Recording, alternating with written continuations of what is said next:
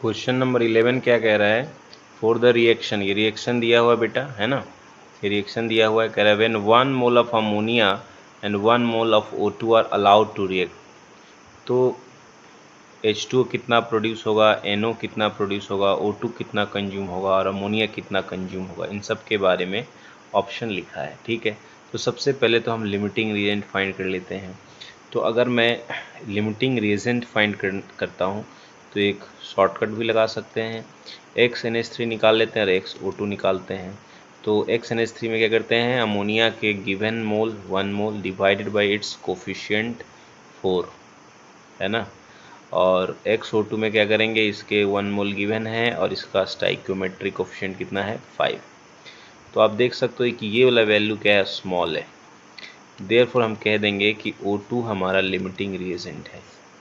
तो limiting reagent है तो O2 सारा ही खत्म हो जाएगा, तो 1 मोल O2 इज कंज्यूम्ड, ये तो आंसर हमारा हो गया सही।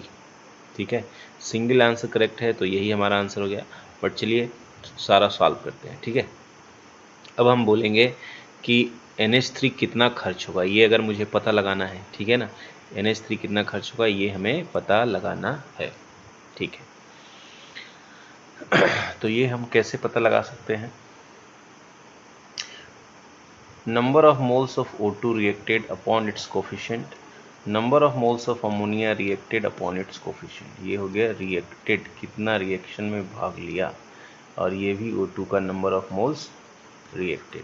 चूँकि ये लिमिटेड रिएजेंट है तो ये तो सारे 1 मोल खर्च हो गए, तो 1/5 number of moles of ammonia कितना रिएक्ट हुआ ये पता चल जाएगा, 4 इधर चला जाएगा, तो number of moles of ammonia reacted हो गया 4/5 यानी 0.8 मोल। तो अमोनिया एक्सेस है ना, तो number of moles of ammonia left कितना बच रहेगा, 1 मोल दिया था, 0.8 मोल खर्च हो गया, तो 0.2 मोल अमोनिया बचा हुआ रहेगा। तो क्या 0.2 मोल अमोनिया, यहाँ लिखा है कंज्यूम 1 मोल, ये तो गलत ही हो गया, 0.8 मोल कंज्यूम होगा। ठीक है, अब अगर मैं निकालना चाहता हूँ कि NO कितना बना और H2O कितना बना, देखो यूनिटरी मेथड से डायरेक्ट ही यहाँ से निकल जाएगा है ना। 5 मोल हमारा O2 खर्च होगा तो 4 मोल NO बनेगा, तो 1 मोल O2 खर्च होगा तो 4/5 मोल NO बनेगा, इतना मोल NO बनेगा, यानी 0.8 मोल NO बनेगा, तो ये भी गलत लिखा हो गया। ठीक है, 5 मोल O2 खर्च होगा तो 6 मोल H2O बनेगा, तो 1 मोल O2 पे कितना आ जाएगा, 6/5 मोल H2O, यानी कि ये 1.2 मोल होना चाहिए, वो भी नहीं लिखा हुआ है, तो आंसर क्या हो गया, सी हो गया।